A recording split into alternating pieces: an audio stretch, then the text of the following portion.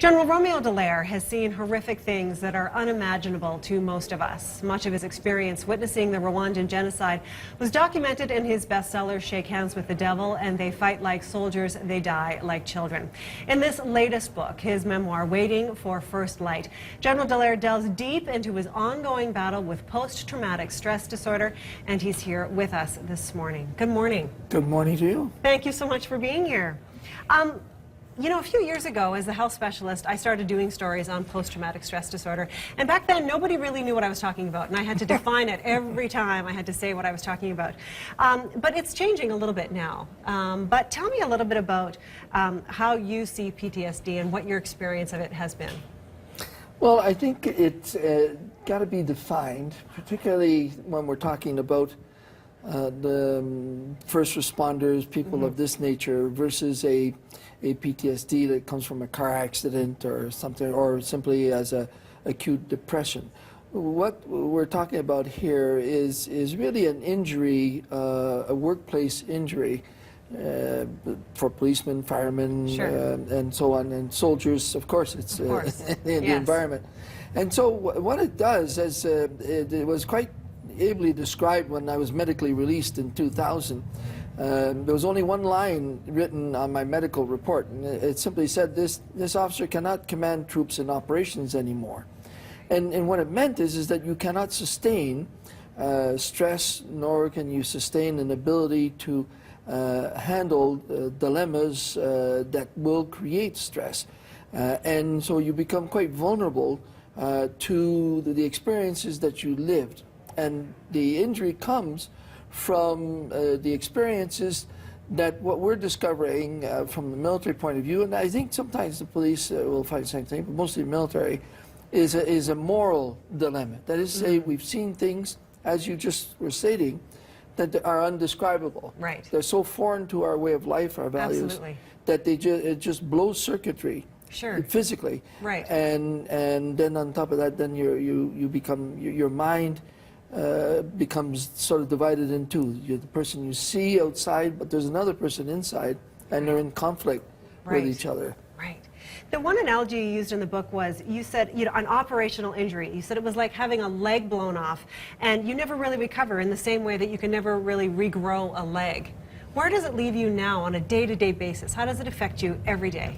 Well, it's interesting because the little difference, if I can use the term, that is even worse about this injury compared to, let's say, losing an arm where you get build a prosthesis, is that at times your prosthesis is taken away from you without no control. Because circumstances, so you're vulnerable all the time, and the ultimate vulnerability is the fact that you will try to kill yourself, because it does lead to suicide. We lost 158 in Afghanistan, but we're now nearly up to 70 suicides due directly to that.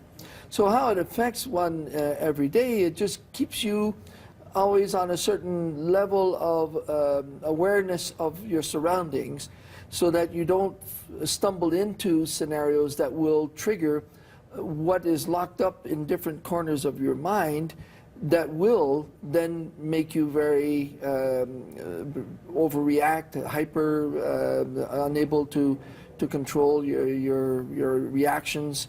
And that sort of vulnerability makes it difficult for people to be able to work with you, or you to sustain the work, because you're never too sure where you really are. And so it's only through lots of therapy and medication where required, and I think that's no problem using that, but also a lot of peer support. Sure, wonderful. How could a soldier, and I've thought of this so often, how could you actually prepare a soldier for what they might see? I mean, these are human beings we're talking about. We are human. How can we react and not react to what they see? Well, is there a way to train them? You know, in World War II, they went into straight combat against a normal enemy, and they trained for nearly 3 years before they saw combat, and even at that we ended up with a lot of casualties, psychological, of which we had absolutely no skills whatsoever to take care of, and lost a lot because of that. Vietnam, when I went to the Americans in '97, when I went public to get their support, because I was working in the First World at the time as a two-star, they had 102,000 plus suicides from Vietnam, and yet 58,000 were killed there. So there's this continuum of trying to grapple with the ongoing, I use the term vulnerability a lot, but this ongoing way of life that makes it such that you are not necessarily feeling dependable yourself. And because of that, now you can, with time, build the prosthesis to know what to avoid and what to do, and become quite functional. Well, I mean, of course, as you are. Yeah. Well, I was a senator, so I suppose I was. I hope I was functional, anyways. Absolutely. But you never become who you were. Right. You're a very different That's person. gone. So one of the big things to do during the time is that through your therapy, you mourn the person you were. Right. Right. And forget it. That's it. And that's how you have to move forward. Yeah, and the second thing is you need a focus. So I focused on child soldiers, on a humanitarian task, long-term program, and so I've committed myself totally to that, and that offsets all the negativism that I've experienced by being able to influence significantly other conflicts, other possible mass atrocities. And it certainly helps you move forward and raises awareness for all of us about what it's like. Thank you so much for being here. If you would like to see General Dallaire speak, you can hear more from him tonight at the Calgary Central Library at 7 p.m. For more information on that, it's at 7 o'clock tonight. Just go to breakfasttelevision.ca. General Dallaire, thank you so much for being here and for sharing your story. Very kind. Yeah. Andrew Schultz.